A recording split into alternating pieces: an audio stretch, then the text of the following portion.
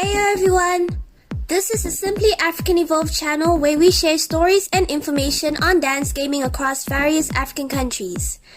Today's video is actually on amending on a few information that are either missing out or a few corrections that have to be made within two documentaries. Otherwise, we sincerely hope that these two documentaries had helped in a way you all into understanding various dance gaming concepts generally, or getting to know more about African dance gaming, and there is more to come, so stay tuned. Alright, let's get on today's video.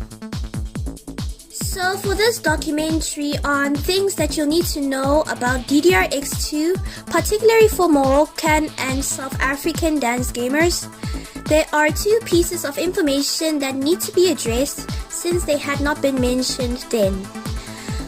So you all know whether you play on extra stage, encore extra stage, or even if you play on live 4 mode or risky mode, which affects the format of your life gauge. Instead of it being a flowy one, the one that fills up, you have now them in batteries. Okay. During your normal gameplay, obviously, you know the criteria on what affects your life gauge if it's set on live 4 mode and on risky mode. Whether it's missing your arrows, dropping your holds, and etc. However, we forgot to include shock arrows. Shock arrows too also affect your life gauge if they are on live 4 or risky mode, or even on the normal one as well. Because if you touch your shock arrows, they do affect your life gauge to go down, or they -1 from your life battery. So you can already tell on what shock arrows will do to your life gauge if you are playing on live 4 or especially on risky mode. Just don't touch them. Shock arrows are a new arrow feature which had been introduced starting from the DDR X series. Here are some charts that can give you an introductory to shock arrows if you're studying on the DDR X2 series. Number 2, special arrows. There are also a modifier that are available within the DDR X2's options table.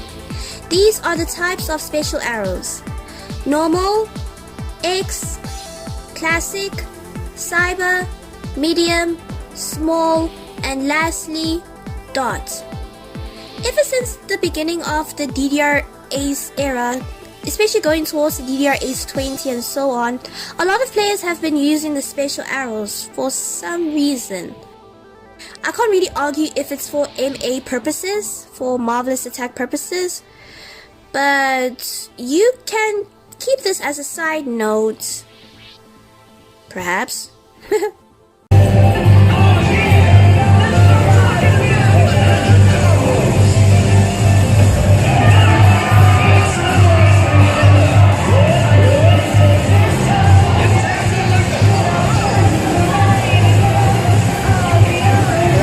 The last one is a correction that has to be made on the 6th episode of SADG Arcade Adventures for Mykonos Casino, in which that is N1 City's DDR Extreme monitor is an LCD, whilst Counterwalk's DDR Extreme's monitors, both of them actually, are CRTs.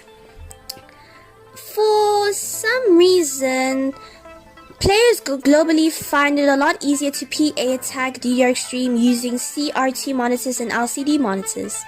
Personally, I just have this ability to adjust new monitors. I'm not gonna lie, during my first arrival in Cape Town before I was settling for university, I could find it quite adaptable to time on DDR Extreme at Counterwalk, and the pads are pretty doable. But over time the pads got really bad, and I cannot time for the life of me for some reason on DDR Extreme at Counterwalk. It's just hard to time. Whilst as I was settling down in university and I would regularly train at N1 City, as you guys been seeing lately, I found it a lot easier to time on DDR Extreme's monitor, regardless that it's a LCD monitor at N1. So So yes, monitors do have an impact on your ability to time in general. For me personally, I like quite biggish medium monitors. I don't know, I time better on them. It's really everyone's different preferences, but if you have the ability to adjust different monitors and they do not bring any significant effect to your ability to time or to achieve accuracy in DDR, then that's actually a very good skill that you have. So yeah, and that is all I got for today's video. Thank you so much for watching, and see all of you guys on our next project.